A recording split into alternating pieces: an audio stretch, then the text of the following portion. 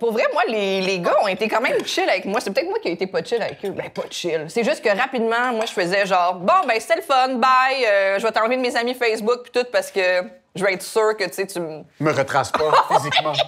Je veux m'assurer que ton pénis reste le plus loin de moi possible.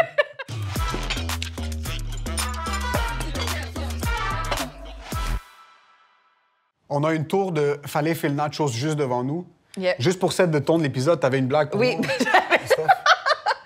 Ben, c'est parce que Tom, il sait pas comment en manger. Ouais. Moi, je sais comment en manger, fait que je vais lui montrer juste comment. C'est juste. Faut juste que tu prennes un petit morceau comme ça, puis tu fais. Puis là, dans environ une demi-heure, Ça va tomber. Ça va tomber. Que c'est les Puis il y a une autre tour juste à côté qui va tomber tout seul. Il y a une tour. Et à quelques kilomètres plus loin, il y a un bâtiment où est-ce qu'il y a des documents vraiment confidentiels vont Oui. disparaître, Oui. vont calciner. Oui. Calciner complètement. Il y a plusieurs politiciens qui vont pas finir en prison. C'est fou, ça. Hein? c'est incroyable! C'est ça la thématique, un peu comme le restaurant, puis c'est un restaurant arabe, on parle de fraude ce soir. Ah, ça? Oui, oui. Oui, C'est la fois qu'on a en commun, les Blancs, les Arabes, c'est on adore faire de la fraude dans nos restaurants. 100 000 Ça, on a ça en commun. Pourquoi on se chicane autant? On est Le pareil. crime organisé, Oui. on pense que la société est divisée, mais le crime organisé On se rejoint. québécois et arabe se rejoint autour Oui. de bâtiments où est-ce qu'on sert de la bouffe. Oui. Je vais souvent dire qu'elle est meilleure dans les restaurants arabes. Je suis désolé à tous les casse-croûtes de région. Après ça, je trouve ça vraiment injuste que nous, tu nous reçois avec un repas 5 étoiles et nous, quand tu fais notre podcast, on te donne un masturbateur.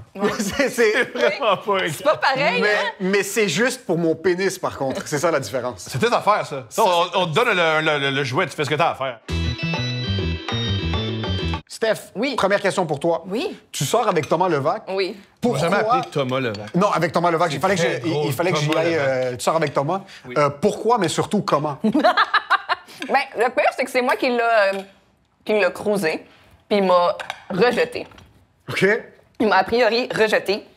Et là, après ça, il m'a écrit sur Facebook. Puis là, j'étais comme, yo, c'est le gars qui m'a rejeté l'autre fois. Comme, c'est quoi son petit problème? Qu'est-ce qu'il me veut? Genre, j'ai pas été assez humiliée. Ça a-tu fait un petit edge de plus? Ça t'a-tu vraiment donné un petit 15 de plus d'attirance? Ben, ce que ça a fait, c'est plutôt... Tu sais, il m'a juste comme écrit allô, puis j'ai fait typical case du gars que genre il écrit allô à 15 filles sur Facebook en même temps, puis qui attend qu'il y en ait une qui pogne là. Ça marche. Ben ouais. Ça marche. Les bonnes années, là, tu sais. Fait que, ben j'ai tout de suite dit genre, yo, salut mon ami des Oliviers, parce que c'est aux Oliviers qui m'avait rejeté. Puis il l'a trouvé drôle. Puis il a comme lean en net en faisant comme oh merde, comme excuse, nanana. Puis ben moi j'ai fait, gars. Ben, s'il a le sens de l'humour, puis il est capable de rire de lui, puis il est capable de handler ça, ben, on va être capable d'être honnête, puis se jaser, puis ouais. C'est mon mari maintenant. C'est mon... Non, toi, t'es marié. Non, on se marie pas. Pourquoi? En fait, on est allé chez le notaire, Ouais. puis on a mis comme tout ensemble, puis on a dit, mais là, on est-tu obligé de se marier pour comme avoir les mêmes droits que les couples mariés? Puis il a fait, ah non, il dit, ici, maintenant, c'est réglé. Si ça, tout est en place au niveau de justement les testaments puis de vos acquis, mariez-vous si vous aimez les gros parties. Puis là, on a fait, bon, les gros parties. C'est la chose la moins sexuelle que j'ai entendue de toute ma vie en pensant. Mais vous êtes en train de rater une belle opportunité parce qu'il y a un charme à se marier légalement avec quelqu'un, avoir la bague, payer 50 000 C'est que nous, nos et parents- dans 15 ans, un des deux se trompe puis ça finit par être une troisième guerre Nous, mondiale. nos parents, ils vont nous aimer pareil si on se marie pas. Ça, c'est vrai. Oui, ouais. c'est ça la différence fondamentale. Si on n'a pas une mère ou un père en disant tu m'as trahi parce que tu baisses quelqu'un, ça vaut mieux une bague. Mais quand tu dois quelque chose à quelqu'un, tu finis par rester plus longtemps. Mais, Je sais pas. Mais le but, Mais c'est pas de rester longtemps. Le but, c'est d'être heureux. C'est être tanné de moi qu'elle s'en aille. C'est là que tu comprends pas. Bon, C'est là que tu comprends c'est là pas. que moi, je- je vais faire une annonce. non? Le divorce, c'est la meilleure chose qui est arrivée parce que je sais que vu que le divorce est possible et facile et simple et accessible, à tous les jours, elle me divorce pas, mais qu'elle m'aime. C'est pas si simple, le divorce. Non? Non. Moi, mon rêve, c'est que j'arrive à un certain point dans ma relation avec ma femme. Moi, ça fait assez longtemps qu'on est ensemble, qu'elle commence tranquillement à me détester, qu'on ait un 3 ans de rut où est-ce qu'on peut pas se voir. Puis à partir de la 3e année et demie, où est-ce qu'on commence les procédures légales, on réalise qu'on s'aime encore. Vous réalisez que vous vous aimez encore ou vous réalisez que c'est compliqué puis vous êtes moins beau que vous pensez? Un mélange des deux. Parce qu'il y a aussi ça de. Souvent qu'on est fâché après l'autre en disant ah, tabarnak, je pourrais tellement trouver une meilleure, puis ça serait génial. Puis là, mais tu réalises que non, tu sais, parce que t'es quand même laid, puis ta personnalité est pas si hot que ça. Vous êtes un couple, ça fait combien de temps? 7 ans. Ça fait 7 ans. Vous êtes un des couples très présents sur le web puis dans le milieu médiatique québécois en tant qu'unité, en tant que un. vous me donnez une énergie que vous organisez genre des soupers où est-ce que vous invitez du monde puis on bloque les portes. Puis on a un jeu où est-ce qu'il faut essayer de s'enfuir. Non? Non. C'est pas ça? Non? Vraiment pas. Il y a un 15% de ça que moi je ressens. Il n'y a pas de victimes dans votre sous-sol? Il y a Non, personne? mais pourquoi tout le monde pense tout le temps qu'on a comme des genres balançoires à sexe puis qu'on capture du Les monde? gens, ils peuvent Pas balançoire à sexe. Moi, j'ai dit des victimes enchaînées dans le sous-sol. C'est autre chose. Encore une fois, je parle pas de sexe ici. Je suis en train de parler C'est du de... trouble. On a une genre. famille avant. Comment je dis à ma fille, ah ouais, ça, c'est la personne dans... Tu peux pas aller jouer dans le sous-sol parce que... Il y a 3 personnes qui essaient de s'évader. Oui. OK? Ouais, non, je sais pas. Il n'y a mais pas tu sais, cette esthétique-là de genre un peu genre Jeffrey Gillane. Tu penses pas de genre un... Non, j'en fais pas, non. Non, mais On il y a est zéro. pas là-dedans, non. Pour vrai, notre vie est vraiment... Je veux dire, on va au resto au coin de la rue, on va à la crèmerie après avec notre fille, elle s'achète un sac de bonbons, puis on retourne à la maison. Mais je peux comprendre qu'à cause... Je sais pas, peut-être notre humour ou ce qu'on... Mais je sais pas. Mais pour vrai, on a vraiment une vie tranquille. là. Vraiment ennuyante. Hier, on a passé la journée à écouter le football puis faire du lavage, là, tu sais. C'est Fait quand même que- excitant. Non. Juste vous dire que je serais pas étonné si quelque chose sort dans le journal. C'est juste ça. Que oui. Puis je serais quand même fier. Tu serais fier de nous? Ouais, je serais Très fier. fier de nous. C'est comme Je moi. serais quand même fier. Il y avait d'autres projets. Il n'y avait pas juste le podcast, il y avait autre chose qui se passait en arrière-plan. C'est comment travailler avec sa femme? C'est très, très, très particulier, je l'annonce. Parce que comment on est à la maison et comment on est au travail, c'est très, très, très différent.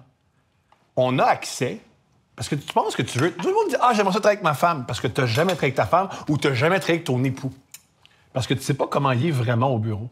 Il t'explique comment il est au bureau, puis il est tout le temps le meilleur, puis si je le remets à sa place, puis tout le monde est con à part moi. Puis tu peux réaliser, quand tu travailles avec, il est la source de tous les problèmes, en fait. Hey! Non, mais... Ça, c'est funny. Mais je parle pour toi. Mais je parle pas pour toi. Pas se parle de lui-même. Non, mais je pense que travailler avec ça, ce qui est très, très, très bouleversant, puis qui est très vulnérable de travailler avec une autre personne, c'est mieux de fonctionner parce que tu as accès à l'autre, comment il est au bureau, puis c'est pas si ça va te plaire. Puis, je trouve ça quand même fou, parce que là, vous êtes mis dans une situation où vous n'avez pas le choix de réussir. Qu'est-ce que tu veux dire? Ben, on peut échouer. Non! C'est ce qui est génial! On peut échouer! C'est que vos 2 salaires vont être perdus en même temps. Puis, c'est bien... On fera autre chose. Moi, c'est ce que je trouve difficile des, disons, les médias traditionnels, c'est que t'es mieux de leur faire de l'argent parce qu'ils peuvent te mettre dehors. Nous, on peut être nuls. C'est quand même... Soyez nuls quand vous partez des entreprises en famille. T'as raison. Mais pour vrai, c'est nous qui décide. On n'a pas de... Il y a personne qui attend rien de nous. Puis si ça descend, descendra. Vous avez tellement une belle optique sur la vie, je trouve ça incroyable. Ouais, pour vrai, là, je veux pas sonner... Mais c'est vrai qu'on a juste une vie à vivre, puis des fois, les gens, ils nous disent justement, qu'est-ce qu'il y a après couple ouvert? Puis des fois, je suis comme, mais il y a peut-être... La mort. Non, mais... Vous êtes très ouvert à propos de ce qui fait activer votre libido. Vous avez une fille de 5-6 ans. Ouais. Est-ce que ça vous fait peur qu'un jour, elle va avoir accès à YouTube et qu'elle va tomber sur genre 25 TB de toi qui parle comment tu aimes te masturber? Non, pas du tout. Premièrement, si elle tape nos noms dans YouTube, c'est l'enfant la plus plate au monde. Il y a des choses beaucoup plus intéressantes que « Hey, on va mettre dans YouTube mes parents ». Ensuite, une éducation sexuelle, ben, ça fait de toute manière. Là, ça me fait rire que je pense qu'il n'y a aucun parent qui apprécie faire l'éducation sexuelle de ses enfants. Ça serait un peu weird Tout à fait. de trop... Moi, j'adore. Chaque dimanche soir à 8 h, on parle de sexe Oui. pendant 1 heure de temps, pendant On qu'on s'assoit soupe. puis on parle à quel point ton père m'a défoncé. Je pense que c'est un moment anxiogène et gênant. Avez-vous le sex talk avec vos parents? Mon père est sexo. Mon père est étudiant en sexologie. Fait que- Et moi, ma mère, elle m'a dit, est-ce que tu as des questions sur la sexualité? Puis j'ai dit, non. C'était la conversation au complet.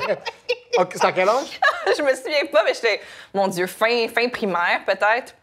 Mais j'ai eu la chance d'avoir une tante qui m'a donné un livre sur la sexualité qui était adapté justement pour les jeunes. Puis ça Oh m'a... shit, dans les années, comme début années 2000. là, Ouais, ça, ok. c'est ça. C'était une sexologue qui avait sorti ça. Puis Donne-toi, arrête. c'est l'histoire d'un homme de 150 ans dans la peau d'un homme de 16 ans qui croise une fille de 14. C'est Mais wow. j'avoue que ça me dérangerait pas de péter le cul d'un loup-garou, sincèrement. Génial. Ouais, Ça va être ça serait quand même incroyable. Tiré par la crinière, c'est génial. T'as eu un sex talk très tôt avec ton père ou Super tôt. quel âge? Au primaire. OK. Puis c'est quoi une conversation avec un sexologue ou quelqu'un qui est comme spécialiste dans le domaine du sexe? Genre, c'est-tu très technique? Non, c'était beaucoup dans l'émotion. C'est beaucoup de faut que tu t'écoutes, faut que tu écoutes l'autre. La sexualité, c'est quelque chose qui peut être très, très, très agréable, comme ça peut être quelque chose d'inconfortable. Écoute-toi. Mais aussi, il me disait, plutôt à l'adolescence, il me disait le plus important, c'est mettre personne enceinte. OK. Ouais, mon père était très, très, très comique. Il disait, mets des capotes. Pas pour les ITS, là. Je pense que t'en auras pas. Mais surtout si tu couches avec une autre fille de 16 ans qui n'a pas d'histoire sexuelle, mais belle pas enceinte. C'est-tu le genre d'histoire de je préfère que tu fasses ça chez nous que tu fasses ça ailleurs? Non, il disait, non, je préfère que tu fasses ça pas chez nous. Fais pas ça chez nous, tu feras jamais ça chez nous. Ce qui est quand même bizarre de quelqu'un qui veut tellement parler de sexualité de manière ouverte, mais te dit si tu fais pas ça ici, Non, fais ça dans ta Civic 2 pas. Il avait dit aussi, ouais, et il avait dit aussi, il y a de quoi de sain, qu'il y a une grande partie de ton éducation sexuelle, tu la fasses toi-même, sans moi, et dans la rue. T'as fucking raison. Ça, c'est mon père. Moi, Ma femme a une relation très ouverte avec sa mère, puis genre, première fois qu'elle a essayé peut-être de la drogue, elle en avait parlé, puis je sais pas quoi. Puis là, on vient d'avoir un kid, puis je veux qu'il passe par certaines étapes de sa jeunesse. Je veux pas le savoir. Il y a des trucs que je veux qu'ils se démerdent tout seul. Moi, mon petit frère avait... Puis si jamais il y a des frères et sœurs, je veux qu'ils se démerdent entre eux. Mon petit frère a déjà reçu une mise en demeure, puis mes parents ont seulement appris 10 ans plus tard. Il y avait 18 ans dans le temps. Ouais. So, il y a un genre de... Il y a un symptôme de l'ouverture que je suis pas un grand fan. C'est la chose la plus bizarre que j'ai jamais juste entendue. milieu. Puis j'espère que ta femme va avoir raison, puis ils vont suivre sa méthode. Non, je veux parler avec... Je veux que mon enfant soit ouvert, mais je veux qu'il se démerde des fois tout seul. Il y a des fois que moi, il fallait que je trouve une manière de rentrer à la maison, puis je l'ai trouvé. T'as un petit gars ou une petite fille? J'ai un petit gars. C'est très différent. Oui, 100%. Moi, non, si c'est une petite fille, elle va pas sortir de la maison. Elle aura pas ce problème-là. La question sérieuse. Jésus est un sauveur.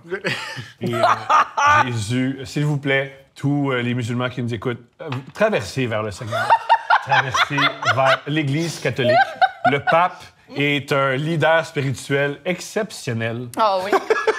T'as vraiment un don pour mettre le plus de gens à dos de la manière la plus incroyable et efficace. Je pensais que t'allais juste mettre les chrétiens à dos, là, t'as mis les chrétiens et les musulmans. Reste juste une Dans blague. la même phrase. Dans la même phrase. Qu'est-ce que t'as à dire aux Juifs? Qu'est-ce que. Ben, Dis rien, dis rien. C'est là que ça arrête, là. T'as regretté, hein? La question sérieuse? Ah, c'était pas sérieux, le C'était sérieux, ça? C'est pas sérieux. C'est quand même. Là, c'est la question sérieuse. Dans le milieu médiatique présent, où est-ce que les podcasts et les entrevues très longue forme prennent le dessus, sentez-vous qu'on partage trop sur notre intimité avec le public? Puis? Ben c'est ça. Moi, chacun est libre de faire ce qu'il veut. Après ça, il y a des conséquences à ça. Tu sais, comme moi, je suis à l'aise de faire ce que je fais parce que je le fais dans un contexte humoristique. Des fois, je brouille la ligne justement entre... Tu le sais, t'es humoriste, il y a une façon de présenter quelque chose qui est arrivé puis de mettre une mise en scène autour pour faire rire. Fait que moi, je sais que je suis très en contrôle de ce que je fais, que je choisis ce que je communique. Après, je pense que c'est ça. Je pense qu'il y a des personnes que peut-être qui sont moins conscientes des conséquences de mettre tout en ligne. Moi, quelque chose qui me crève le cœur, c'est les gens qui mettent leur enfant sur Internet publiquement, tu sais, que c'est vraiment disponible à tous. On dirait que ça fait trop longtemps que je suis sur Internet pour savoir ce que le monde font avec des photos d'enfants sur Internet. Fait que je suis comme, tu sais, puis je le sais que ça vient d'une bonne place. Ils veulent juste partager leur bonheur que leur enfant court à la plage. Mais à chaque fois que je vois ça, ça me coupe le souffle. Les médias sociaux, c'est du conformisme. Ça encourage le conformisme. On est de plus en plus conforme. Il faut qu'on soit sur les mêmes plateformes. Il faut qu'on présente des choses assez similaires.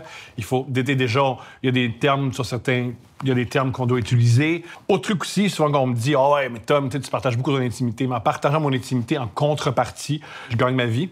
Je répète que j'ai pas de patron et je peux gérer mon horaire, je peux gérer mon quotidien. C'est le pacte avec le diable que j'ai signé. Merci d'avoir dîné avec moi et bon appétit.